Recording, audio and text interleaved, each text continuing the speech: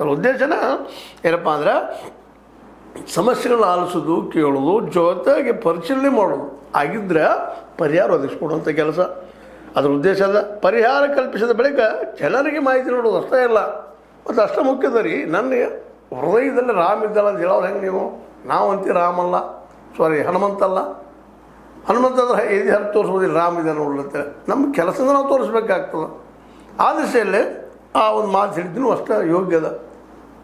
ಒಂದಿಷ್ಟೇನೋ ಆರಂಭದಲ್ಲಿ ತಪ್ಪು ಹೆಚ್ಚು ಸರಿ ಹೆಚ್ಚು ಇಟ್ಟರು ಡಿಕೇಶ್ ಅವರು. ಈಗ ನಿಧಾನಕ್ಕೆ ಚಿತ್ರಿಸ್ಕೊಳ್ತಾ ಇದ್ದಾರೆ. ಹೌದು, ದೊಡ್ಡ ಹೆಜ್ಜೆ ಬಿದ್ದು ಹೋಗೋದೇ ಇಲ್ಲ. ಸಿದ್ದರಾಮಯ್ಯನಂಥ ಒಂದು ದೊಡ್ಡ ವ್ಯಕ್ತಿತ್ವದ ಒಬ್ಬ ಮುಖ್ಯಮಂತ್ರಿ ಆಗಿ ಹೋಗಿದ್ದಾರಿಲ್ಲ.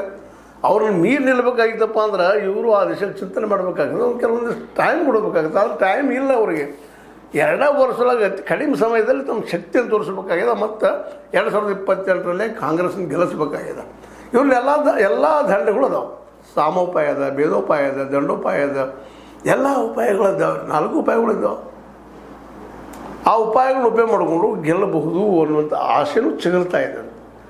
ಯಾಕಂದರೆ ಇನ್ನು 20 ಜನರ ಏನು ಮಂತ್ರಿಗಿರಿ ಮಂಡಳ ವಿಸ್ತರಣೆ ಆಗ್ತಲ್ಲ, ಹಾಗೆ ಅದನ್ನು ಹೆಂಗೆ ಹ್ಯಾಂಡಲ್ ಮಾಡ್ತಾರೆ ಅನ್ನಿಸೈತೆ ಎಲ್ಲರೂ ಕೂತಂದು ನೋಡ್ತಾ ಇದ್ದಾರೆ. ಇನ್ನು ಭ್ರಷ್ಟಾಚಾರದ ಬಗ್ಗೆ ಹೆಂಗೆ ಓಡಿಸ್ಬೋದು ಇವರು ಅನ್ನಿಸೈತೆ ಅಷ್ಟೇ ಕೂತುಕೊಳ್ಳದ.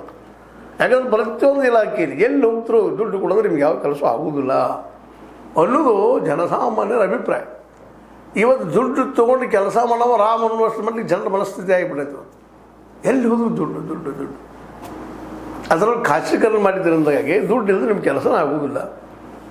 ಇನ್ನು ಸರ್ಕಾರದ ಮಟ್ಟದಲ್ಲಿ ಒಂದಿಷ್ಟು ಅದಾವ, ತಹಸೀಲ್ದಾರ್ ಆಫೀಸ, PWD ಆಫೀಸ, ಅಲ್ಲೂ ಎಲ್ಲ ಕಡೆನೂ ಅದಾವ ರೀ. ಟೇಬಲ್ ಕೆಳಗೆ ಬಿಟ್ಟಾಗಿ ಕೆಲಸ ಎಲ್ಲರೂ ಇಲ್ಲ. ಇದೆಲ್ಲ ಹೆಂಗೆ ಹೋಗಲ್ಲ ಅನಿಸ್ತಾರ.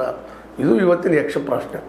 DK ಶಿವಕುಮಾರ್ ಅವರು ಇದಕ್ಕೆಲ್ಲ ಪರಿಹಾರ ಕಂಡುಕೊಳ್ತಾರ, ಅದು ಸಾಲ್ವ್ ಮಾಡ್ತಾರ, ಚರ್ಚೆ ಮಾತ್ರ ಜೋರು ಹೇಳ್ತಾರೆ. ಆದರೆ ಒಳ್ಳೆಯ ಕೆಲಸ ಮಾಡಲಿಕ್ಕೆ ಪ್ರಯತ್ನ ಮಾಡ್ತಾ ಇದ್ದಾರೆ. ಏನೋ ಪ್ರಯತ್ನ ನಡೆಸಿದ್ದಾರೆ.